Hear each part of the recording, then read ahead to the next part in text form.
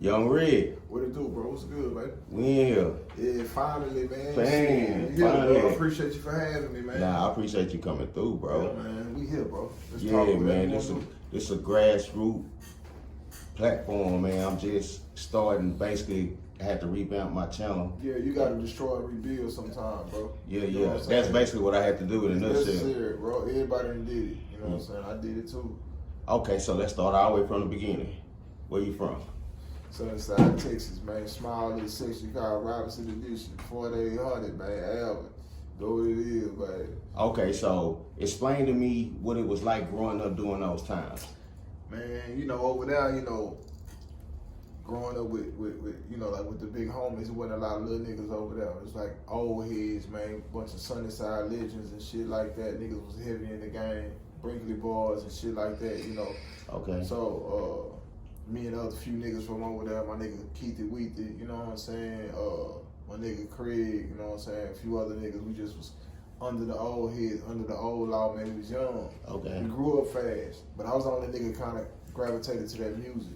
Okay, so during that time, you say you grew up under the own law, basically like they took you under their wing. Yeah. So like, what type of stuff would they tell you growing up? Like, say, youngster, this what you do? It was just you know, everything was handled in a respectable way. You know what I'm saying? It's Okay. like it's like rules of engagement. Like in the army, there's a such thing as like what rules of engagement in the military. Okay. Like in the old days, that's how it was. You know what I'm saying? It was a little bit more structured. The respect was. So you don't think like in this day and era they still have some of those same traditions? Nah. Not at all. Nah, man. It's a whole different day and age. You know Like what I'm saying? tell me something that's going on right now that would not go down back in the old days under the old law. I don't think it's no OGs now. You know what I'm saying? Because the young niggas don't see themselves looking at, you know, older niggas for advice, man, because the niggas before me, a lot of the niggas ain't giving no advice. You know what I'm saying? They ain't looking, it ain't like how, you know, we respect our OGs. It's different. It's a different time. You can't be mad at them little niggas either. You know what I'm saying? But it's different, bro. Okay, so you grew up in basically the Sunnyside area, right? Yeah. Okay, so what school you went to back then? Worthy shit. Worthy? Yeah. So let's back up a little bit even before that. Addicts. Addicts. So what was it like going to Addicts back then? Yeah, Addicts was the shit. Addicts was the shit back then. Like explain it, like what you mean like the shit? Like just being a little young nigga then, my uncle was the counselor, Mr. Nelson. Okay. You know what I'm saying? So I had like a little leeway sliding through and shit. My mama was like a musician, my daddy was a musician, so they was known like through like Sunnyside and shit. No shit. Yeah. Is that where you got some of your like musical roots from? Yeah, I didn't know I could do music till, you know, later on. I wasn't fucking with it. You know, we was doing a bunch of shit out, you know, out the street. Then we was hooping and shit. Niggas had hoop dream. We was freelancing our life at that point. I ain't gonna lie. I was just about to say that because a lot of people say before they actually got into music, they was doing sports, some type of sport, whether it was basketball, football. So you was basketball? Yeah, we was hooping and shit like every Sunday. We was meeting up at Fairchild right there. You know, we on Fairchild. Yeah. We was me, Rondo, and all the jailhouse niggas backside when we meet up right there. You know what I'm saying? Hoop right there at Fairchild every Sunday. It was live. Okay, so, but did you ever play any Yeah, organized I sports? played for Worthy.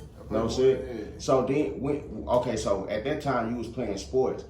What made you convert to music, so to speak? I mean, I ain't gonna lie, I ain't see myself going to no league or nothing. I ain't finna cap, I ain't finna gas, you know, shit like that. You know, nigga ain't had no, you know, nigga ain't see himself going to the league. But what happened was this. When you growing up like Sunnyside, South Park, you know, wherever you make the hood, you start to realize at a young age, man, nigga need a bag. A nigga got to make something shake because you start looking like, you get in that time machine, you go 5 years ahead when you out of school. Yeah. What you gonna do? So, man, nigga was thinking then, I was living with my grandparents, they was sick. They was sick, man, So you know what I'm saying? You already at a young age, let's say what age was this about around this Maybe time? like 14. So already at a young age, at 14, you already had the mentality of a grown up. Yeah, because my brother was like, you know what I'm saying, my old head Craig, you know what I'm saying, that nigga was like right there, like I was his shadow. So I was learning from the old niggas, like I said. Okay. But it's just one specific nigga, you know what I'm saying, Craig, I was just learning from, because he was like right there, I could touch and reach him. You know what I'm saying? Somebody you... Yeah, I could touch and reach him. You know what I'm saying? Even though I had my own like little crew, but I could touch and reach him because he was doing everything before me.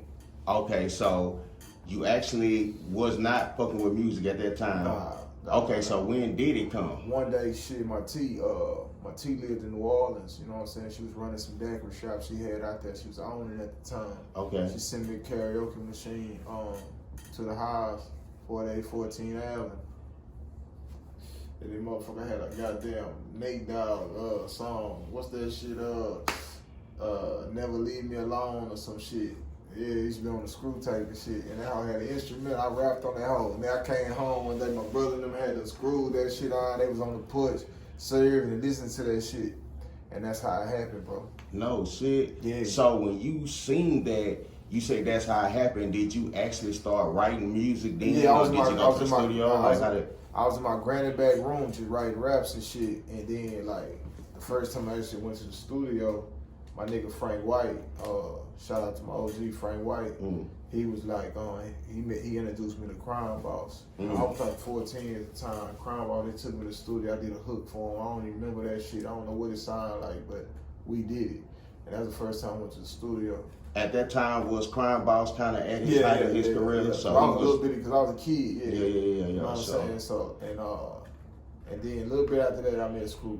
A little bit after that, I was, being a little kid, you see Screw, like, you know what I'm saying? Because my house, this is fact, 4814 Avenue, man, was like the spot, one of the spots on Alvin Street. You had like 3 spots, and we was right in the middle. It was the spot. It was the where everybody came. Where everybody came. You know what I'm saying? It was the spot. It was my house, my grandparents' house. So you already kind of had like, I wouldn't say popularity, but you was already had like a name in the streets. Well, let me say like this. I was a nigga just was a likable nigga, like, you know what I'm saying? I always was, I wasn't doing no snake shit. I was always, upbeat nigga, man. Just always the player. I had the bitches, you know what I'm saying? It was going down. The pretty nigga, the cool nigga. You know what I'm saying? The dope fiends call me Ali, because I ain't let no nigga hold me though. So it was easy to kind of gravitate to you, hang around. Yeah, for like sure. That. Cause you got a bunch of player niggas over there, like my nigga Man Charles, he a player nigga, man. My young nigga Ye, School Young, a bunch of little Sunnyside niggas, you know what I'm saying? You know what I'm saying? Yeah. You got a bunch of player niggas over there, but it's just the way we carry ourselves, you know what I'm saying? It just make niggas gravitate to Sunnyside niggas, I feel like. Okay, so boom, you met Screw. Yeah. Right? Yeah. So, okay, let me back up before that. When you did the song, when you started dealing with Crime Boss at the height of his career, like what was that feeling like? I didn't really know him, like I say, like he was from Sunnyside, so I was like, damn, this nigga was there. And I met him through Frank White. That was Frank White partner. So, okay. I just did that, and the nigga fucked with the hook. You know what I'm saying? So it wasn't nothing. I ain't build no bond with him. Like, I know him, I see him, what's up. But I ain't build like no bond with him. So that was just like, I got to the studio. Okay. Ain't nothing grow from that right there. What did you learn? Was it your first time in the studio though? Yeah, that was my first time. So you did get some type of experience of the atmosphere of the studio environment. Felt good. Like, it felt good in that aspect. Yeah. Okay, so after that, you met Screw. Yeah, and with my partner Frank White again, my old head. Cause like right there, we was in front of my house. You know what I'm saying? We was in front of my house at the edge of my driveway. You know what I'm saying? So I ended up rapping for that nigga. Me and my nigga Russell Lee. Shout out Russell Lee, man. He was right there too. And the nigga gave me his number, like a little beeper number, I think.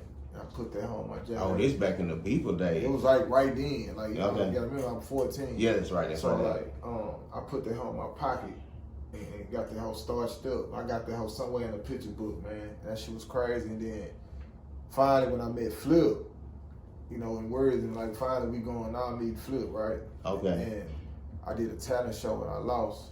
You know what I'm saying? And Flip was like, hey, what's that song you did? Boom, boom, we started fucking around. And he took me to meet home. We did this song called As the World Turns. It was like one of the first songs on the HSE album. Boom, it was just like that. Okay, so let me ask you this. Let me back up just a little bit. So you met Screw, and then you had like a small bond with him. Nah, I just met him. At that time, I met him. Like you hear this shit, and you say, "Oh, this is fucking Screw," and I rapped. Okay. And he gave me his beeper number. At this time, was he Screw? Yeah. Okay, yeah. He Screw. And remember, like, I'm a little kid, so, there's limitations at this time. I do live with my grandparents. I could be out, I can dig that. I can dig that. You know what I'm saying? But I wasn't trapping outside the hood. Already. You little, bro. You little. We little niggas. Okay, so you get the Worthing. Yeah, we get the word. You know what I'm And saying? you meet Flip. Yeah, I met Flip. Is that where you first met him? Yeah, that's when I first met Flip. Yeah. Okay, so like explain how that happened. Like y'all had class with. We had a it was a talent show, bro. You did say that, the talent show, and then show. you lost, and then he said that nigga was chilling in the back, like on the speaker or some shit. He was like, "Hey, what's the name of that song you did?" And I just ran the hook behind me. Like, let's go to the studio. Boom, boom, we did that song. And it was one of the songs on the HSE album. And then that's when he introduced me to Hump and shit. At that time, was he Flip? Like, was he Lil Flip, or was he still on his? He was Flip. He was Flip. Diamonds in your face wasn't out yet. Okay. It wasn't out yet. Okay. That shit. I don't even think he had recorded that yet. Okay. You know what I'm saying? I think it was coming though. I don't think he had recorded it yet. Well, but he was starting to get he was getting paid to do like shows already in them schools and shit. So he started taking us with him and shit. Like me, he started taking me, him, Poppy of the Grip Boys. You know what I'm saying? Nigga, little head. We slide through doing little shows like that. Okay, so this your first time doing all this? Yeah. He already doing it. So it's because of he gave me that opportunity at the time. Yeah. So what was the feeling like? You seen he in high school, he making X amount of dollars off doing music. I wasn't in all that though, cause you know, like we was stiff. You know what I'm saying? When we came in, we was still stiff niggas. Yeah. So we was looking at like, damn man, a nigga can get out and go do what he want to do. You know what I'm saying? Live his dream a little bit. That's what we was looking at. It is a such thing as getting out the hood and seeing some shit. Ain't nothing wrong with it. So that's what that rap shit brought in. Cause like then, that was the first time I left the hood. I had never seen Botany until then.